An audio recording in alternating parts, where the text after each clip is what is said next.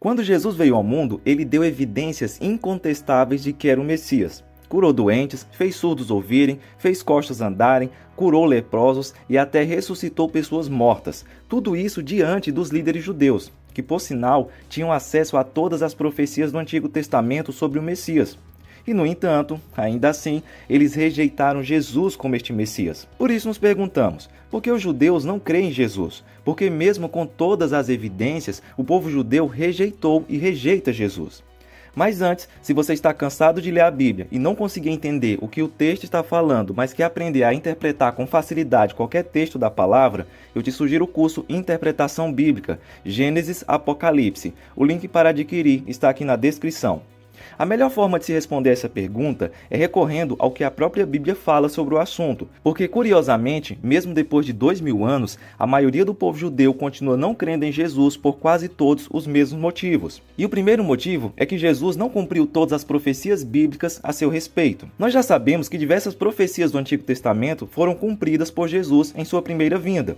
Ele nasceu de uma virgem, como foi profetizado por Isaías, na cidade de Belém, como foi profetizado por Miqueias, foi anunciado por João Batista, como foi profetizado por Isaías, sua entrada triunfal em Jerusalém montado sobre um jumento foi profetizada por Zacarias e foi traído por 30 moedas de prata, como profetizado também por Zacarias. Mas o problema é que, apesar do cumprimento de todas essas profecias, haviam outras profecias do Antigo Testamento que Jesus não cumpriu em sua primeira vinda. E eram justamente essas profecias que os líderes judeus mais ansiavam. Eles esperavam o que diz em Salmos 2, 6 e 9, que o Messias iria reinar com cetro de ferro.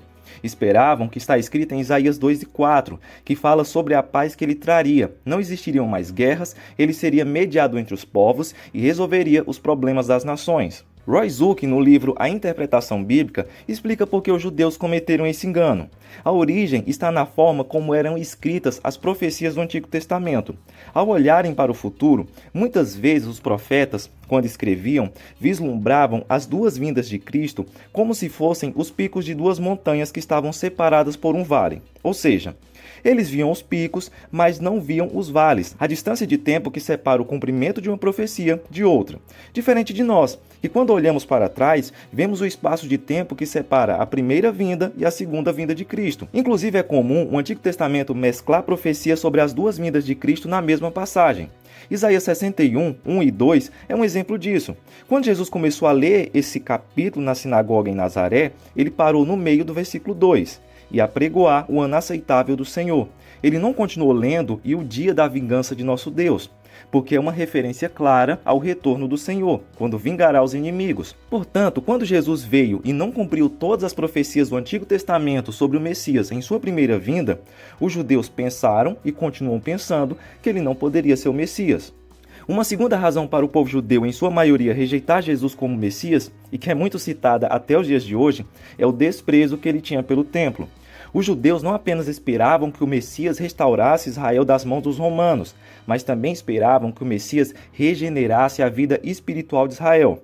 Porque em profecias como Jeremias capítulo 31 é falado da nova aliança, onde eles receberiam novos corações, e eles governariam e reinariam e obedeceriam ao Messias, e obedeceriam ao Senhor.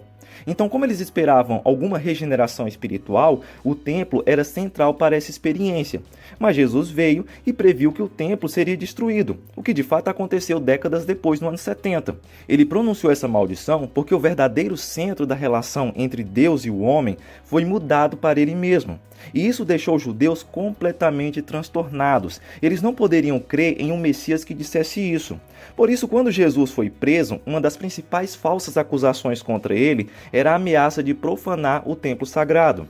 A propósito, até hoje, os judeus esperam que o Messias construa o terceiro templo. A terceira razão pela qual o povo judeu, em sua maioria, rejeitou Jesus como Messias foi porque Jesus estava desafiando vários de seus ensinamentos e tradições religiosas. Em um episódio descrito em Mateus 15, escribas e fariseus perguntaram: por que transgridem os teus discípulos a tradição dos anciãos? Pois não lavam as mãos quando comem pão.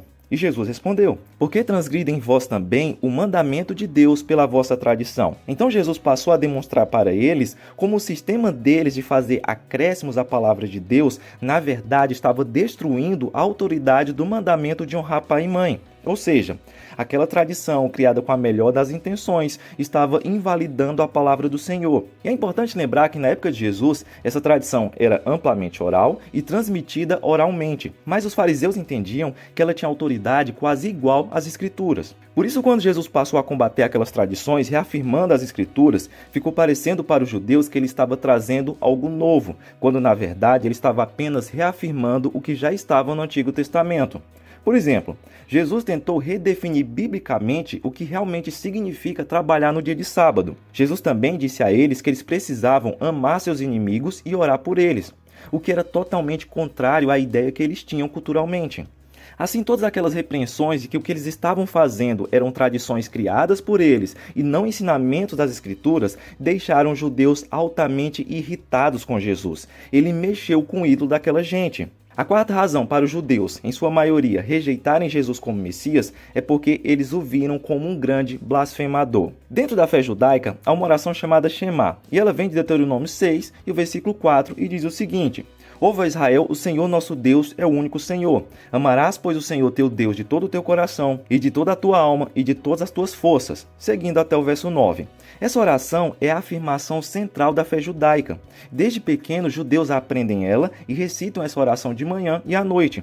Então, judeus aprendem com muita convicção de que só existe um Deus. Não há outro Deus além de Yahvé. Adore-o e ame-o. Mas Jesus veio e disse a eles que eles precisavam adorá-lo, amá-lo, porque ele também é Deus. Em João 8,58, Jesus disse: em verdade vos digo que antes que Abraão existisse, eu sou. Essa afirmação é uma explícita ligação com o nome de Deus, eu sou o que sou, de Êxodo 3 e 14. Deus usa ela para dizer, eu sou aquele que existe eternamente. Ou seja, aqui Jesus se identifica com o eterno eu sou, que é de onde deriva o nome Jeová.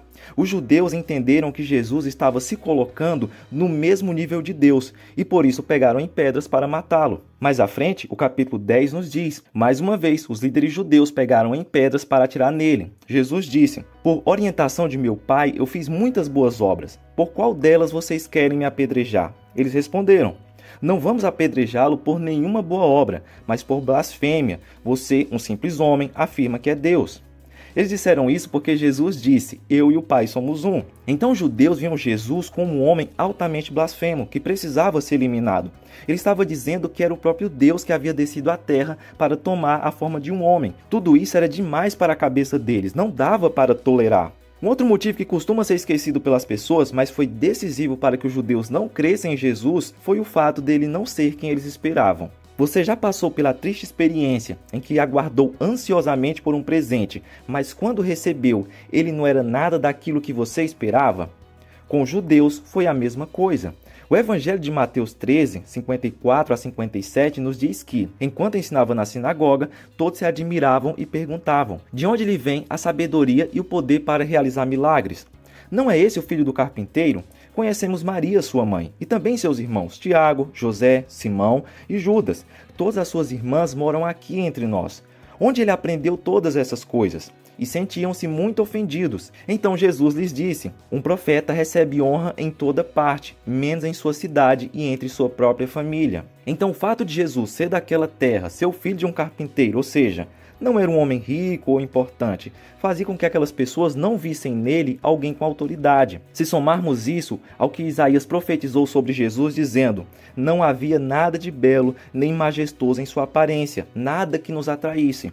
Entenderemos que Jesus não era nada daquilo que aquelas pessoas esperavam. Ele convenceria mais seu Messias se tivesse a aparência de Absalão ou Saul, homens altos e bonitos, mas não era o caso de Jesus, que além de feio, sem majestade, ainda era tão pobre que não tinha onde reclinar a cabeça.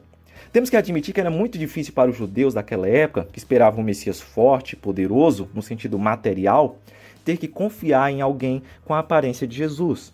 E esse ponto nos leva à questão fundamental para que a maioria dos judeus não crescem em Jesus, a incredulidade. Ela foi resultado de um endurecimento realizado pelo próprio Deus. O Evangelho de João nos diz que apesar de todos os milagres que Jesus realizou diante do povo judeu, eles ainda não creram nele. Mas o povo não podia crer, pois estava como Isaías disse, o Senhor cegou seus olhos e endureceu seu coração, para que seus olhos não vejam e seu coração não entenda, e não se voltem para mim, nem permitam que eu os cure. Uma leitura rápida desse texto pode causar a impressão errada de que os judeus, no fim das contas, não creram em Jesus porque estavam sendo manipulados por Deus. Eles eram inocentes e Deus, de forma cruel, endureceu seus corações. Eles não tinham escolha. É como se eles fossem meros personagens comandados pelo joystick do Senhor. Mas isso não é verdade. O endurecimento como castigo de Deus é uma condenação santa de um povo culpado que é condenado a fazer e a ser o que eles mesmos escolheram. Essa profecia não retira a responsabilidade humana. Assim, os líderes de Israel achavam que podiam ver, quando na verdade eram cegos. Em resumo, os judeus rejeitaram Jesus porque seus olhos estavam voltados para aquilo que é material. Eles esperavam um Messias que fosse rico, de uma família importante, enquanto Jesus era pobre e não tinha nada. Eles esperavam um homem bonito que fosse majestoso. Jesus não tinha beleza nem formosura. Eles esperavam do Messias o respeito e a valorização e o engrandecimento do templo físico. E Jesus desprezou, mostrando que agora o templo seria o seu corpo espiritual. Eles esperavam liberdade dos romanos, Jesus trouxe liberdade do pecado. Eles esperavam paz na terra, Jesus trouxe paz com Deus. Eles esperavam um rei humano, Jesus é o rei da glória. 2 Coríntios 4,18 diz: assim fixamos os olhos não naquilo que se vê, mas no que não se vê, pois o que se vê é transitório, mas o que não se vê é eterno. Jesus trouxe o que era eterno, aquele povo queria o que é passageiro. As razões pelas quais o povo judeu rejeitou Jesus como Messias são muitas outras. Mas, por favor, lembre-se sempre de que Jesus veio para ser o Salvador do mundo. Ele veio para salvar todos que acreditam nele. E se você não acredita, espero e oro para que você abra seu coração para ele hoje. Até a próxima.